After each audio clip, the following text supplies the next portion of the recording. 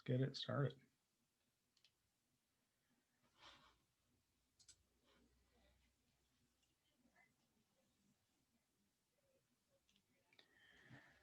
All right, hi everybody, welcome to CrimCon. This is stream 4 on day 2.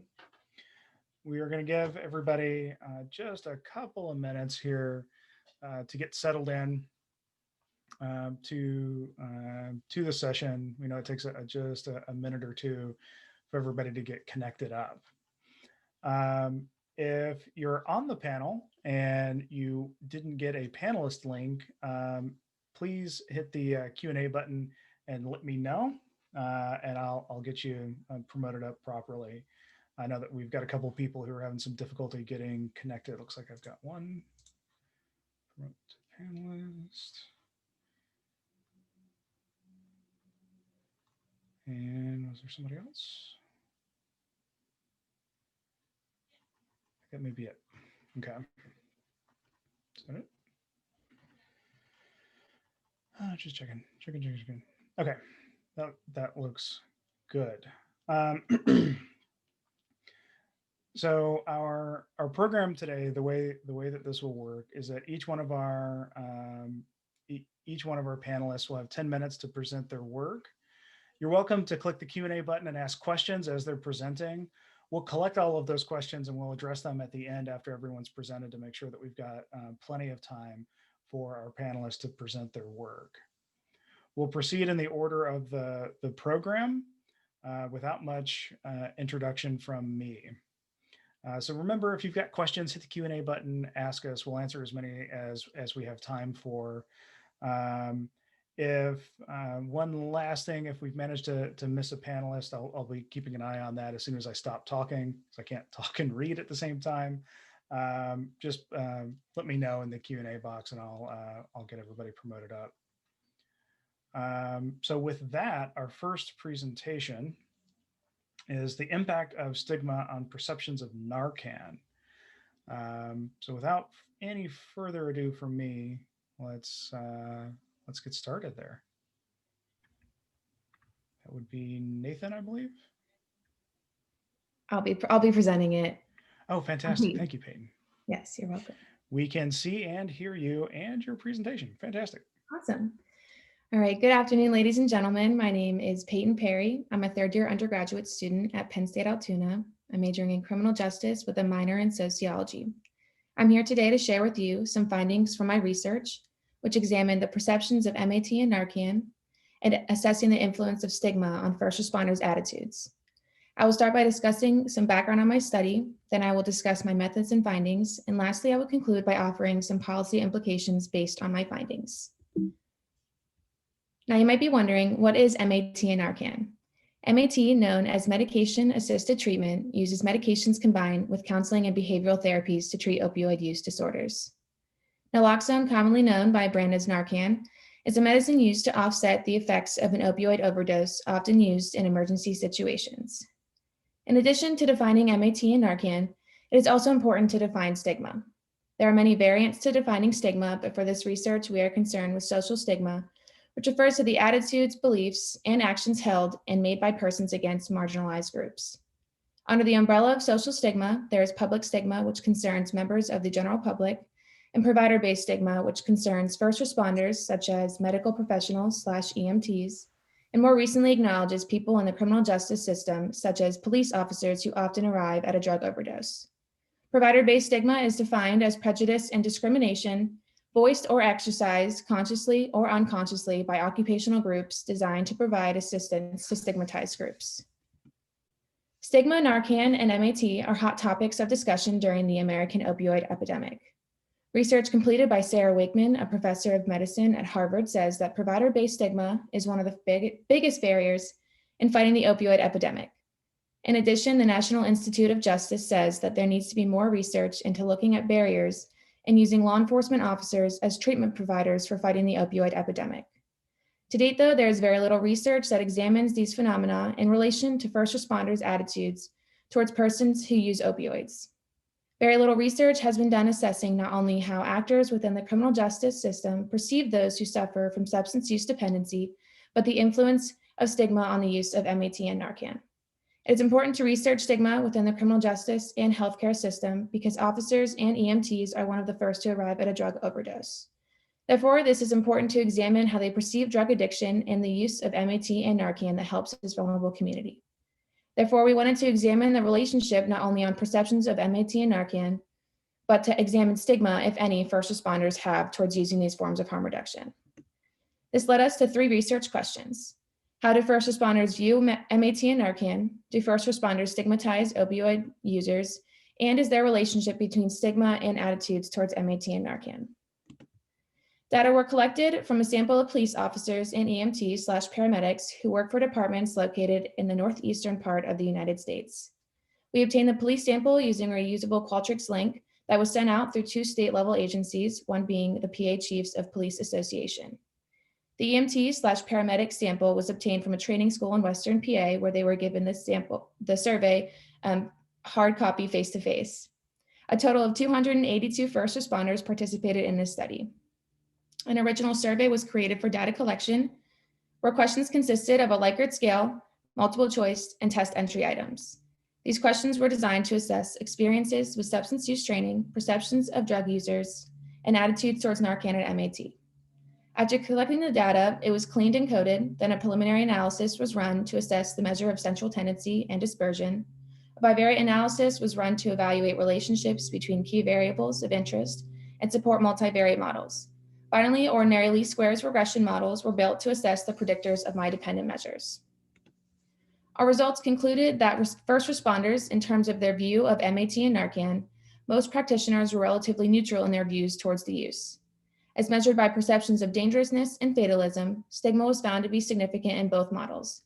Dangerousness was defined as the degree to which a participant believed those who use heroin and opioids are a threat to the safety of their community.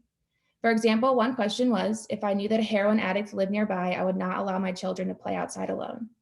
The participant responded to this statement with the 5-point Likert scale, ranging from 1 equals strongly agree to 5 equals strongly disagree. Fatalism was defined as participants' agreement or disagreement to 3 statements. Treating persons addicted to heroin and opioids seems futile, meaning treating them as pointless. Full recovery from opioid addiction is impossible, and most people who become addicted to heroin or opioids are addicts for life, also followed by the same Likert scale as dangerousness. Blame was positively related to perceptions of Narcan. Blame was defined as participants' level of agreement or disagreement with 3 statements using the same Likert scale. Persons addicted to heroin and or opioids are usually responsible for their own condition. Those who become addicted to heroin and or opioids are those who lack work ethic needed to get clean. And those addicted to heroin and opioids are self-harming persons who exacerbate their own condition. We concluded that practitioners who place more significant social stigma onto drug users reported to have a less favorable attitude towards the use of both MAT and Narcan. Results show that in terms of understanding addiction, practitioners who believed addiction to be a disease showed a more favorable attitude towards the use of both MAT and Narcan. This work helps confirm that provider-based stigma among professionals in the criminal justice and healthcare system may be one barrier needed to overcome when fighting the opioid epidemic. As stated in the results, understanding the disease model of addiction was associated with positive perceptions of MAT and Narcan. It is important to expose these first responders, even students who want to become first responders, to courses on substance use addiction. At the moment, there is no criminal justice program in the Commonwealth of Pennsylvania that requires students to complete courses on substance use addiction. With our findings, we believe it is imperative for more departments and educational facilities to make these courses a requirement. In these courses, there needs to be a focus on certain content, specifically the disease model of addiction. In addition, stigma was inversely related to perceptions of Narcan and MAT. Therefore, we believe efforts should be made to reduce stigma among drug users. Mass media campaigns and contact interventions are 2 promising approaches. I spent the summer with Dr. Kruis working on 2 papers with the research we discovered from this project, which are both under review to hopefully expand this research even more. In addition, further research should expand this project to multiple sites and employ a longitudinal research design. Thank you.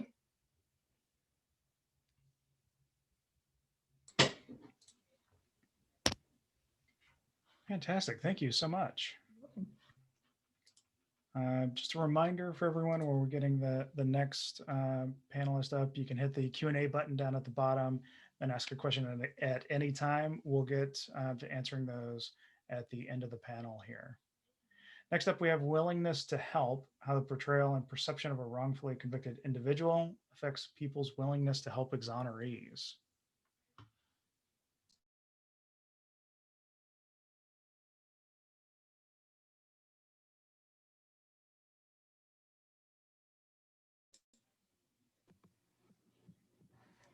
Hey, hi everybody. Can we see my screen here? We can, and we can hear you. All right, perfect. Right, so my name is Karli Hamilton, and I'm going to be presenting willingness to help, how the portrayal and perception of a wrongfully convicted individual affects people's willingness to help exonerees. So since 1989, there has been over 2,600 people exonerated in the United States alone, and research on their experiences post-exoneration has shown that exonerees often face obstacles when trying to reintegrate back into society. For example, Westervelt and Cook in 2008 interviewed 18 death row exonerees in the US and found that only one of them had actually received government compensation. In Canada, however, there's no legal obligation for the government to financially compensate exonerees. Regardless, researchers have shown that Canadians are typically in agreement that exonerees should receive some form of financial compensation post-exoneration. To the extent of our knowledge, no research has been conducted on how individuals would personally be willing to help outside of saying that they support government assistance.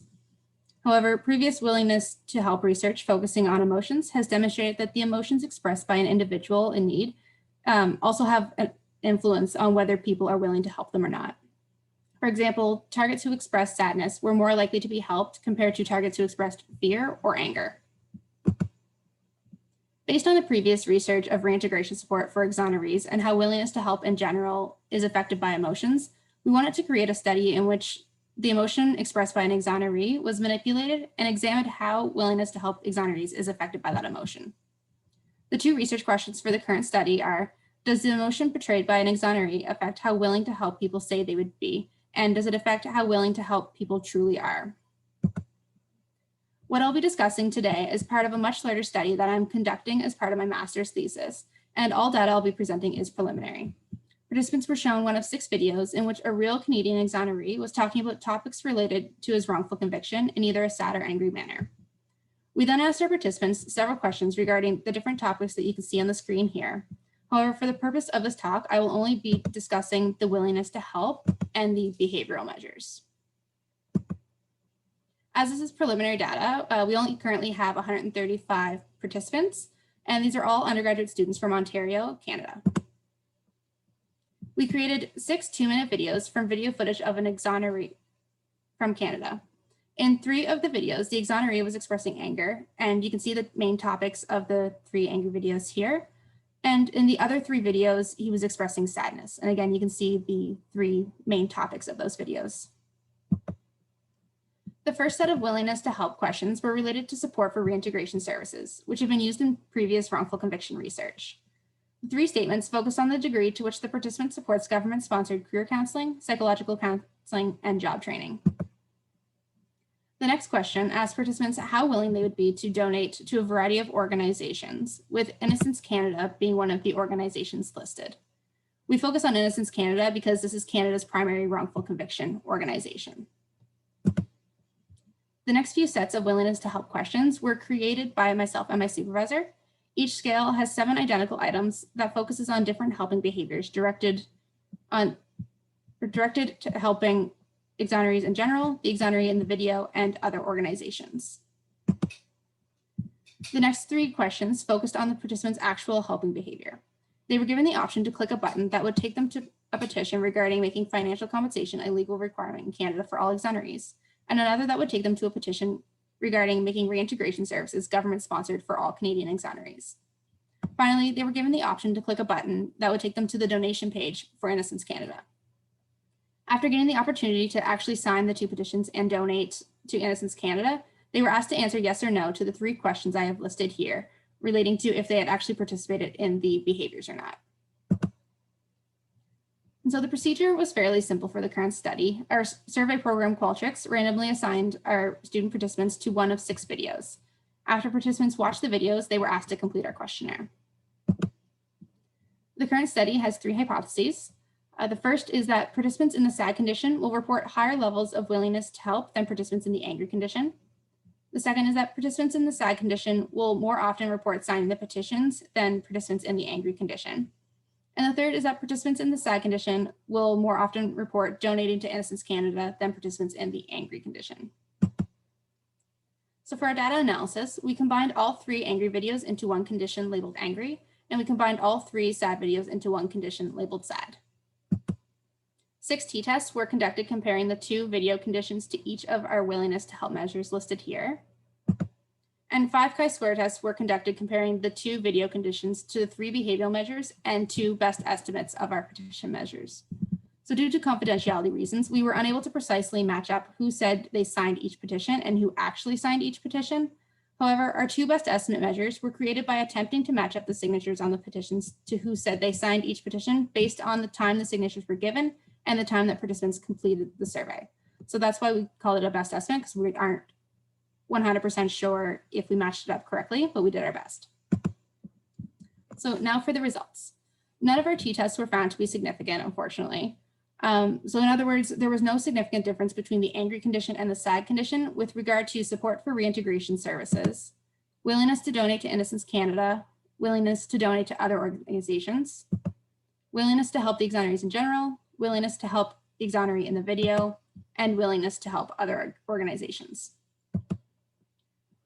For our chi-square, there was no significant difference between the angry and sad conditions for how likely they were to say they signed the financial compensation petition, and based on our best estimate, who actually signed the petition. However, there was a significant difference between the angry and sad conditions for our reintegration services petition, with people in the sad condition being more likely to say that they signed the petition, and based on our best estimate, people in the sad condition were also more likely to actually have signed the petition.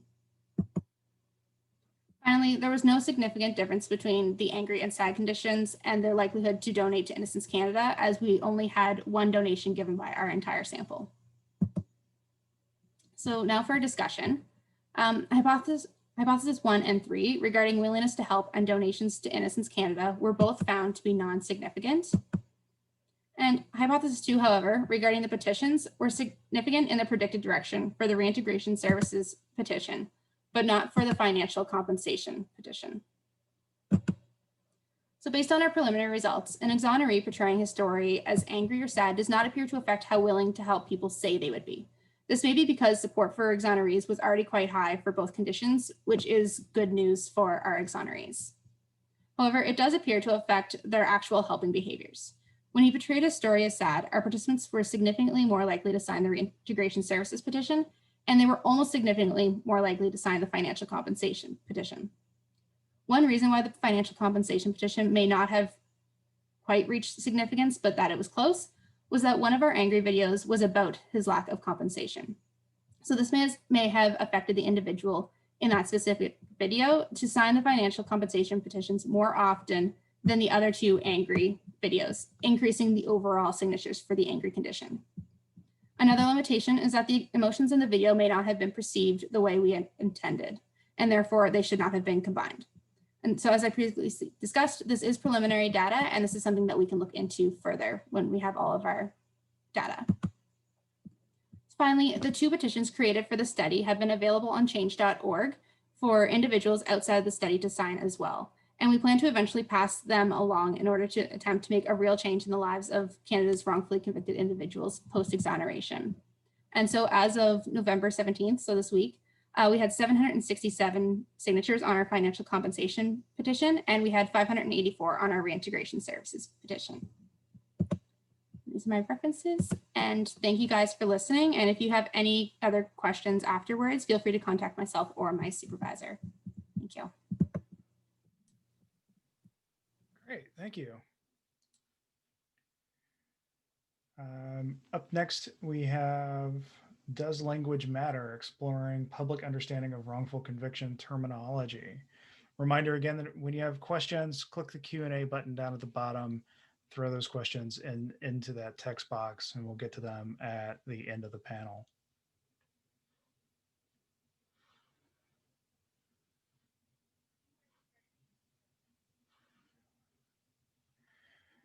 Right, Everyone can see my screen, right? We can see your screen and hear you. Awesome. All right. So Off to a great start. I had myself muted by accident, but I'm all good now. All right, so hello everyone. My name is Erik Allen. I'm also from Ontario Tech University with Karli. And today I'll be presenting on our topic of Does Language Matter? Exploring public understanding of wrongful conviction terminology. So just some background for our research before getting into the current study. We found that wrongfully convicted individuals actually experience similar negative perceptions to the best of our knowledge actual offenders. And there's multiple labels used to describe wrongfully convicted individuals. Obviously, wrongfully convicted is one, but there's also innocent, exoneree, etc. And just in general, labels do influence how we perceive and behave towards others. So this leads into our current study. We showed participants one of 4 tweets describing a man released from prison, and then we asked these participants to define the term they were showed. The study was primarily exploratory since we wanted to compare the definitions across the different conditions for their themes and accuracy. So there is 188 participants in total through Amazon's MTurk service. And in the end, we had to drop 2 from our data analyses. And the majority of our participants were white men. So yay, yes. And this is just a illustration of the tweet that was shown to participants. All participants saw the same tweet, except the only difference was the keyword that changed based on their condition. So they either saw the word innocent, wrongly convicted, exonerated, which is in the illustration there, or if they were in the control condition, there was just nothing added in front of Illinois man. So again, they read the tweet and then they were asked to define the term they saw. So just some overview of the coding. There were 2 independent coders who agreed on a list of themes, and the main themes did consist of a group of sub-themes merged together. And the differences in coding were reconciled in joint meetings as well as independent recoding afterwards. And again, as I mentioned, there was 2 responses that were thrown out because we couldn't come to any sort of agreement on what they meant. And accuracy of these definitions was also coded in a similar fashion. In terms of inter-rater reliability, there were 2 total versions needed for the thematic agreement and 3 total versions needed for accuracy agreement. So our data analysis consisted of a chi-square test with adjusted residuals for the definition themes, and then for accuracy, we ran a one-way ANOVA with a 2-key post hoc test. So for the sake of time, I won't be going over all of the significant themes that emerged. We will just be covering these ones that we kind of thought were interesting, but there also was a list of themes that were not significant, and we're not going over those at all. So in the wrongful conviction theme, we had about 12% of participants in the release condition, about 72% of participants in the wrongly convicting condition, and no one in the innocent condition mentioned wrongful conviction in their definitions. In the innocent theme, there was surprisingly enough, not a single person in the innocent condition brought up innocence in their definition, but about 25% of participants in the exonerated condition did. However, in the not guilty theme, we saw 82% of participants in the innocent condition bring up not guilty in their definition, and about 5% of participants in the release condition, and about 66% of participants in the wrongly convicted condition brought up not guilty in their definitions. In the release theme, we had almost everyone in the release condition mention being released in their definition. But no one in the wrongly convicted or innocent conditions mentioned being released in their definitions. And about 8% of participants in the exonerated condition mentioned being released in their definition. In the exonerated theme, about 12% of participants in the release condition mentioned exoneration, and no one in the wrongly convicted, innocent, or the exonerated condition itself mentioned exoneration. In the record erased theme, we only had about 14% of participants in the exonerated condition mention it, and no one in the other conditions. In terms of the concept of being free, that theme emerged in the release condition for 21% of participants, and no one in the wrongly convicted condition. Incompetence, we just want to clarify that this is incompetence on part of the justice system, not incompetence on part of the individual themselves. About 13% of participants in the wrongly convicted condition mentioned this theme, about 3% of participants in the innocent condition, and about 4% of participants in the exonerated condition mentioned this. Okay, so moving on to accuracy of these definitions, we coded accuracy on a 3-point scale ranging from 0 for an incorrect definition, 1 for satisfactory, and then 2 for excellent. And on the screen, you do see some examples that kind of illustrate what we were looking for in terms of matching these definitions up to their accuracy. And so the one-way ANOVA did indicate that condition type or terminology had a significant impact on the accuracy of the definitions. And the Tukey post hoc test revealed that for participants in the release condition, they had worse accuracy than participants in the wrongly convicted or innocent conditions. And for participants in the exonerated condition, they had worse accuracy than the wrongly convicted or innocent conditions. And there was no significant mean difference between participants in the released and exonerated or wrongly convicted and innocent conditions. So just some a brief discussion here. We found it interesting that no participants in the innocent or exonerated conditions mentioned innocence or exoneration in their definitions, but these did emerge but they did mention being not guilty in their definitions. No one outside of the released and exonerated conditions mentioned being released in their definitions, which is also a point of interest. And the fact of having a person's record erased was only brought up in the exonerated condition and nothing else.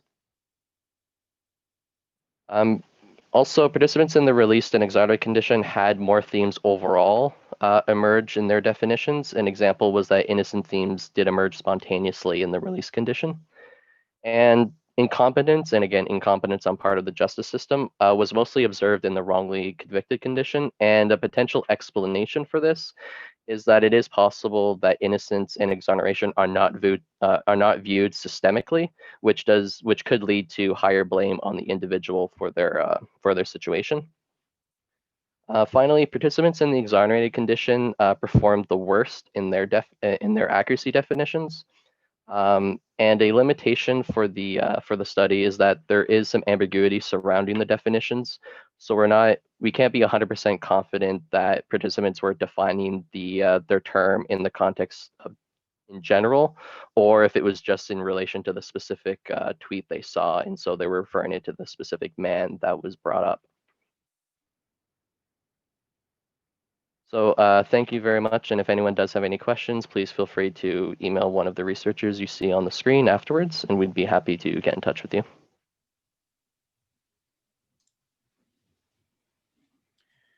Great, thank you.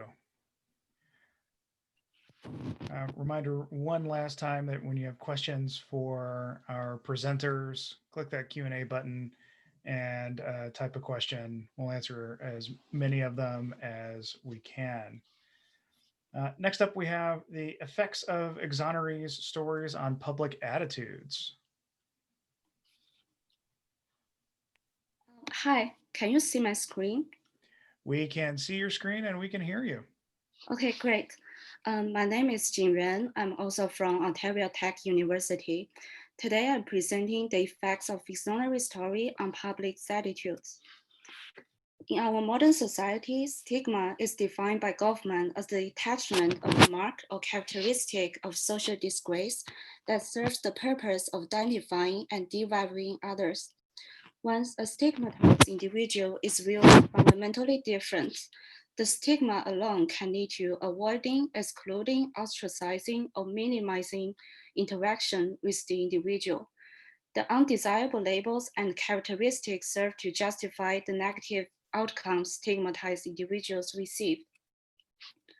Research on the effects of stigma regarding wrongful conviction lags behind other thoroughly researched stigma, such as race and mental illness.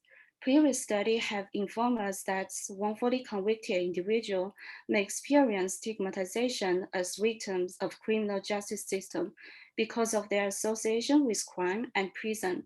Since exonerees have lived alongside offenders in prison, the same labels and characteristics that have been associated with offender are likely also be linked to exonerees. They are often stigmatized as being less warm, less respectable, and dangerous by the public. Those unfair assumptions are backed by the belief that exonerees are fundamentally different from the rest of society. In some instances, individuals may even rationalize the stigmatization of wrongfully convicted individuals by preserving the belief that exonerees are guilty criminals who simply manage to beat the system. The stigma has been found to impact the ability for exoneree to secure employment and housing. Researchers have been asking a question, that is how we can reduce stigma and facilitate positive attitude. In 1979, Alport hypothesized that negative attitudes toward a negatively stereotyped group may be reduced as a result of positive contact with a member from that group. Supporting this hypothesis, researchers found hearing a guest lecture delivered by Exoneree positively impact participant attitude and increase sympathy toward wrongfully convicted individuals compared to those that did not hear the Exoneree speak. Because of this, researchers have proposed the type of content people are exposed to may impact perception of wrongful conviction. For example, personal narratives may increase concern and sympathy for those who are victims of wrongful conviction. This present study aimed to expand on previous literature in stigma reduction for exonerees, and we wanted to explore effects of exonerees speaking about different topics of story, such as their hobby and heroic anecdote on participant attitudes toward exoneree and wrongful conviction. And here is the methodology. 284 undergrad students enrolled in introductory psychology class participate in the study for credit. The age range from 18 to 52 years old, with mean age of 23 and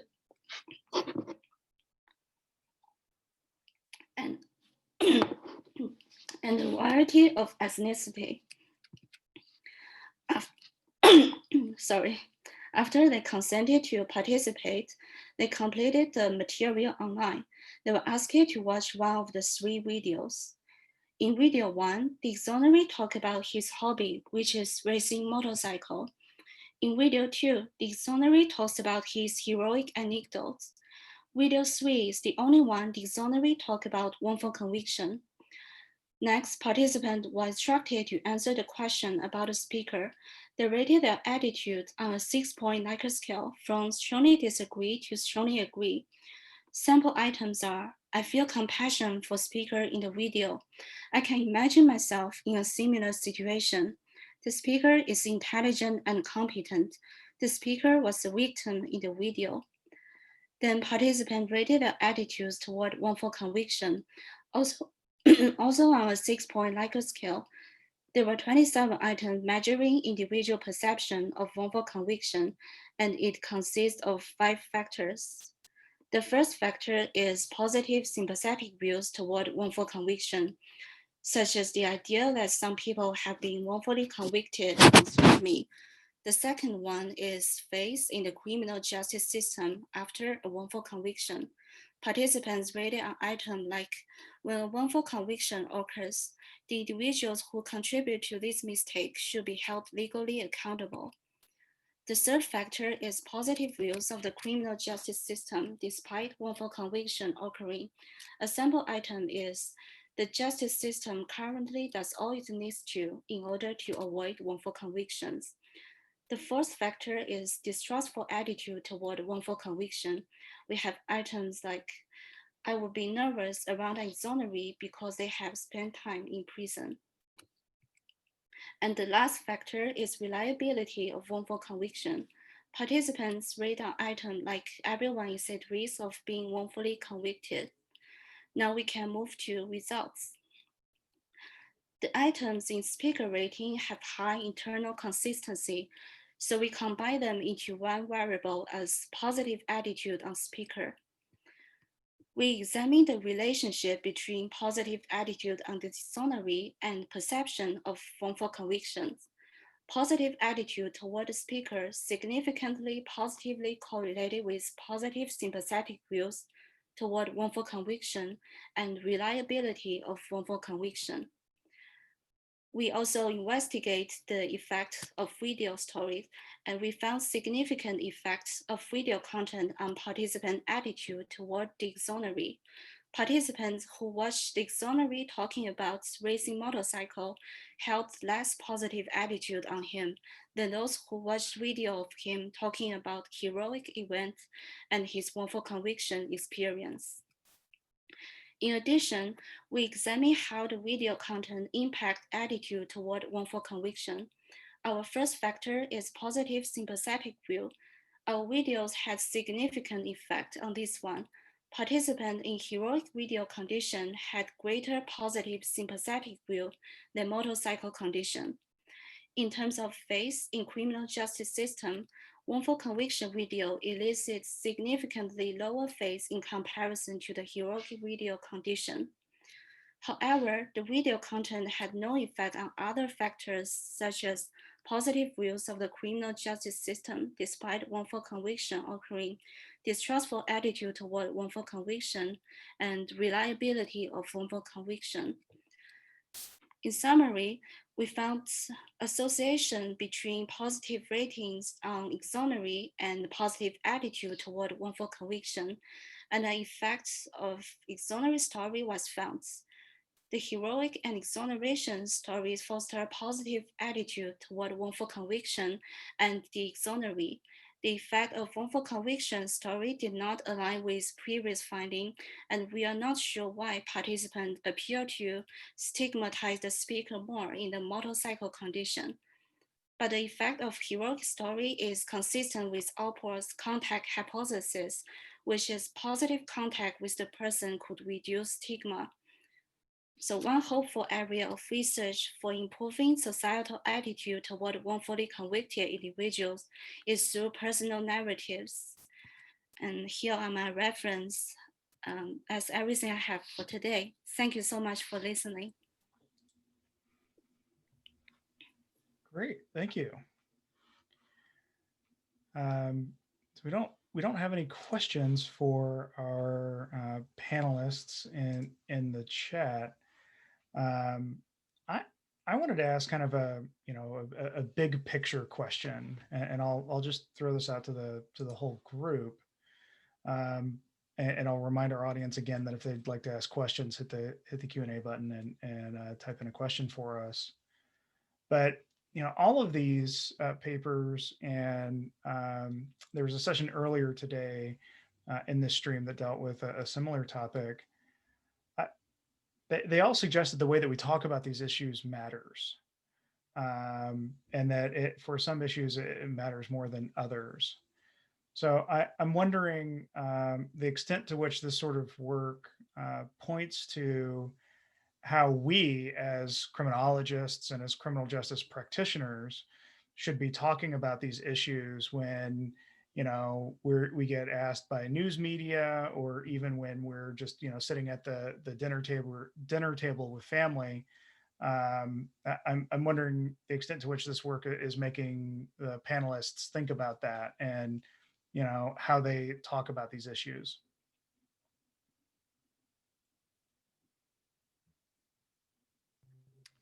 I guess I could kind of answer that with mine. I think in terms of talking about, because we really need to discuss how drug addiction it's not something that the individual just kind of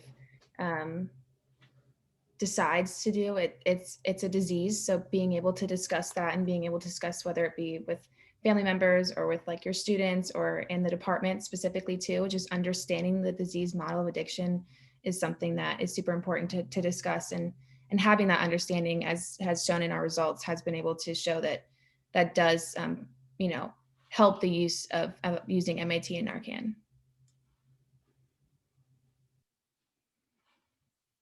Any of the other panelists want to jump in on that? How's that impacted how we talk about this, even just casually? Well, I think like in terms of the stuff to do with exonerees, I think even just like there's all these documentaries that are coming out more and more, Making a Murderer, Innocence Files, all those ones. And I think that's really helping with the discussion around wrongful convictions, and it's making people aware that it's happening and that it's not necessarily the fault of those who have been wrongfully convicted. I know a lot of previous research shows that like they're often perceived in a negative way compared to to actual offenders. And I think this is sort of going to help ease away from that and like have more positive perceptions towards them and more help, hopefully.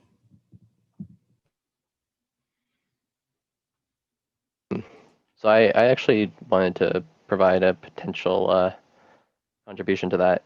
Some of the discussions that Karli and I and others that were involved in our project were having was, there's no real distinction between legally we don't recognize, at least in Canada, we don't recognize innocence, right? It's like you're either guilty or not guilty. And I think the general public, they do see a difference between someone being factually innocent and someone just not being guilty. And oftentimes that can come down to like, oh, so-and-so got off on a technicality, or oh, so-and-so, like there was a charter violation and that's why they got their conviction overturned, or whatever the case may be. And so I think just being more explicit with our language and saying like this person was innocent and they were convicted anyway, will hopefully help to reduce some of the stigma thrown towards exonerees, to take away some of that ambiguity around wondering if they actually did it or not.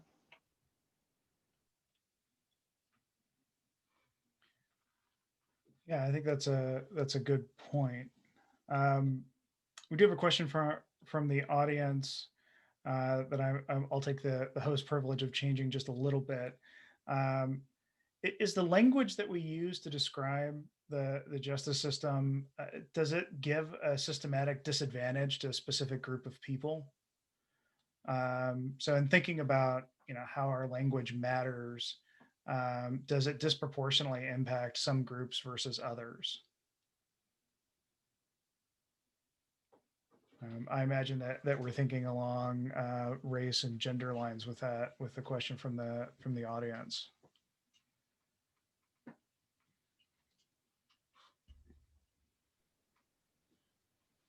I mean, I think absolutely. I think like we can't deny the clear intersectional disadvantages that people face. Now, whether it's in the context of like the micro individual interactions, are people explicitly intending to do so? Who knows? But from a systemic perspective, I think there is a clear, undeniable reality that when you have white people and white men and white cis hetero men in charge of a lot of these things, that bias and that lens just seeps through and creates these structures and that image.